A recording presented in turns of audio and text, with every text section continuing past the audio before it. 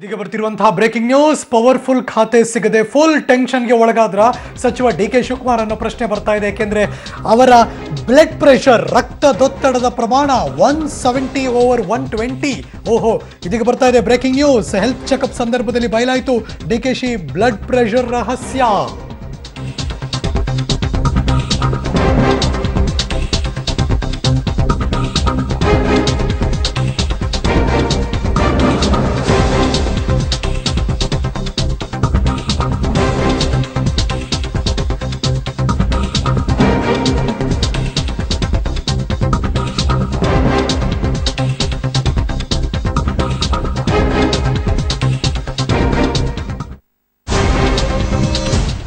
ನೀವು ನೋಡ್ತಿರುವಂತಹ breaking news. Health checkup ಸಂದರ್ಭದಲ್ಲಿ ಡಿ.ಕೆ.ಶಿ blood pressure ಎಷ್ಟಿದೆ ಅಂತ ಗೊತ್ತಾಯಿತು. 170/120. ಅಫ್ಕೋರ್ಸ್ ನಾರ್ಮಲ್ ಬಿ.ಪಿಗಿಂತ ಇದು ವೆರಿ ವೆರಿ ವೆರಿ ಹೈ ಮುಂದಕ್ಕೆ ಹೋಗಿದೆ. ಅದು ಹಂಗೆ ನೋಡೋಕೆ ಹೋದರೆ ವಿಕ್ಟೋರಿಯಾ ಆಸ್ಪತ್ರೆಗೆ ದಿಢೀರಂತ ಭೇಟಿ ಕೊಟ್ಟರು ಸಚಿವ ಡಿ.ಕೆ. ಶಿವಕುಮಾರ್ ಅವರು. ಸೊ ವೈದ್ಯಕೀಯ ಶಿಕ್ಷಣ ಸಚಿವರೇ ಬಂದ ಮೇಲೆ ಅವ್ರದ್ದು ಬಿ.ಪಿ ಎಷ್ಟಿದೆ ಅಂತ ಚೆಕ್ ಮಾಡಿದ್ರು. ಆಗ ಗೊತ್ತಾಗಿದ್ದು 170/120 ಅಂತ. ಅಫ್ಕೋರ್ಸ್ ನಮ್ಮೆಲ್ಲರಿಗೂ ಗೊತ್ತಿರೋ ಹಾಗೆ more than 120/80 less than 140/90 is a normal blood pressure ಯಾವಾಗಲೂ ಕೂಡ. ಆದರೆ ಇವ್ರದ್ದು ಯಾಕೋ 170/120 ಇದೆ, ಜಾಸ್ತಿ ಇದೆ ಹಂಗೆ ನೋಡೋಕೆ ಹೋದರೆ. ವಿಕ್ಟೋರಿಯಾ ಆಸ್ಪತ್ರೆ ಡಾಕ್ಟರ್ ಬಾಲಾಜಿ ಪೈ ಅವರು ಡಿ.ಕೆ. ಶಿವಕುಮಾರ್ ಅವರ ಬಿ.ಪಿ ತಪಾಸಣೆ ನಡೆಸಿದ್ರು.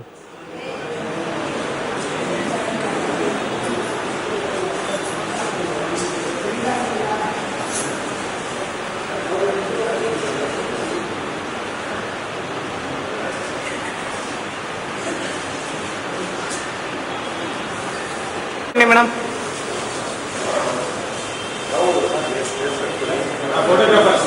ಫೋಟೋಗ್ರಾಫರ್ ಸ್ವಲ್ಪ ಹಿಂದೆ.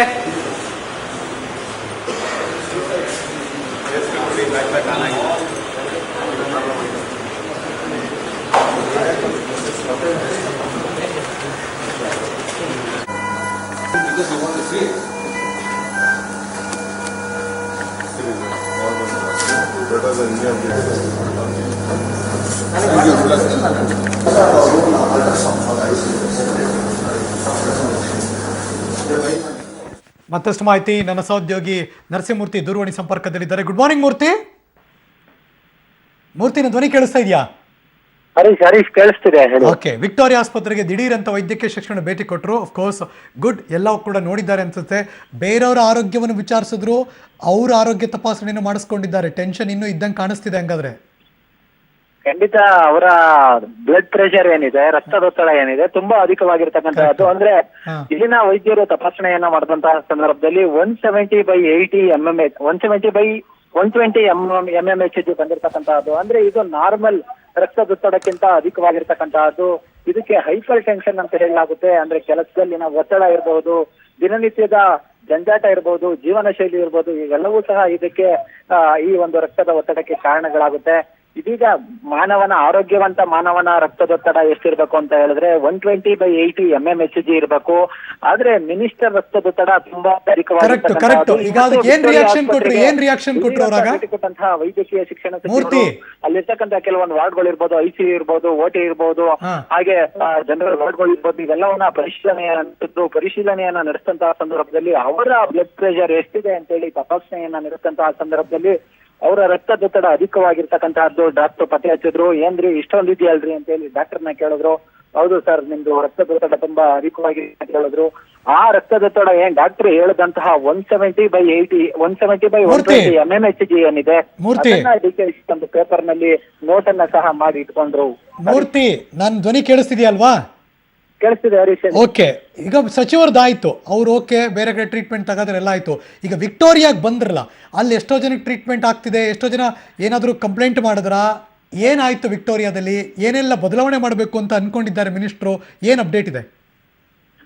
ವೈದ್ಯಕೀಯ ಶಿಕ್ಷಣ ಸಚಿವರಾದಂತಹ ನಂತರ ಡಿ.ಕೆ. ಶಿವಕುಮಾರ್ ಅವರ ಮಿನಿಸ್ಟರ್ ಮೊದಲ ಭೇಟಿ ಇದು. ಹೀಗಾಗಿ ಎಲ್ಲೋ ಒಂದು ಡಾಕ್ಟರ್ಗಳಿರಬಹುದು, ಇಲ್ಲಿನ ಸಿಬ್ಬಂದಿಗಳಿರಬಹುದು, ಒಂದ್ ರೀತಿ ಮಿನಿಸ್ಟರ್ ಭೇಟಿ ಕೊಡ್ತಿದ್ದಾರೆ ಅನ್ನೋ ಹಿನ್ನೆಲೆಯಲ್ಲಿ ತುಂಬಾ ನರ್ವಸ್ಗೆ ಒಳಗಾಗಿದ್ದಾರೆ. ಮೊದಲು ಎಮರ್ಜೆನ್ಸಿ ಕೇರ್ ಏನಿದೆ, ಎಮರ್ಜೆನ್ಸಿ ಯೂನಿಟ್ ಏನಿದೆ, ಅದಕ್ಕೆ ಎಂಟ್ರಿಯನ್ನ ಕೊಟ್ಟಂತಹ ಡಿ.ಕೆ. ಶಿವಕುಮಾರ್ ಅಲ್ಲಿ ಪೇಷಂಟ್ ಗಳ ಆರೋಗ್ಯವನ್ನ ವಿಚಾರಿಸಿದ್ರು. ಹೇಗೆ ನಿಮ್ಗೆ ಸೌಲಭ್ಯ ದೊರೀತಿದೆ, ಚಿಕಿತ್ಸೆ ಎಲ್ಲ ಸಮಯಕ್ಕೆ ಲಭ್ಯವಾಗ್ತಿದೆ ಅಂತ ಹೇಳಿ ಕೇಳಿದ್ರು. ಕೆಲವರೆಲ್ಲ ಹೌದು ಹೌದು ಅಂತ ಹೇಳಿದ್ರು. ಅದಾದ್ಮೇಲೆ ಆಪರೇಷನ್ ಥಿಯೇಟರ್ ಇರಬಹುದು, ಅದಲ್ಲದೆ ಮತ್ತೆ ICU ಇರಬಹುದು, ಅದಲ್ಲದೆ ಮಹಿಳೆಯರ ವಾರ್ಡ್ ಇರಬಹುದು, ಪುರುಷರ ಏನೊಂದು ಆಪರೇಷನ್ ವಾರ್ಡ್ ಇರಬಹುದು. ಈ ತರದ ಎಲ್ಲಾ ವಾರ್ಡ್ಗಳನ್ನ ಈಗಾಗಲೇ ವಿಕ್ಟೋರಿಯಾ ಆಸ್ಪತ್ರೆಯಲ್ಲಿ DK ಶಿವಕುಮಾರ್ ಇಂಚಿಂಚು ಪರಿಶೀಲನೆ ಇಲ್ಲಿನ ಆಸ್ಪತ್ರೆಯ right Murthy, thank you so much ಈ ಕ್ಷಣದೆಲ್ಲ ಮಾಹಿತಿಗಾಗಿ. ಇದು ವೈದ್ಯಕೀಯ ಶಿಕ್ಷಣ ಸಚಿವರಾದ ಮೇಲೆ ಮೊದಲ ಭೇಟಿ ವಿಕ್ಟೋರಿಯಾ ಆಸ್ಪತ್ರೆಗೆ ಮಾನ್ಯ ಶ್ರೀ ಸಚಿವರಾದ DK ಶಿವಕುಮಾರ್ ಅವರದು.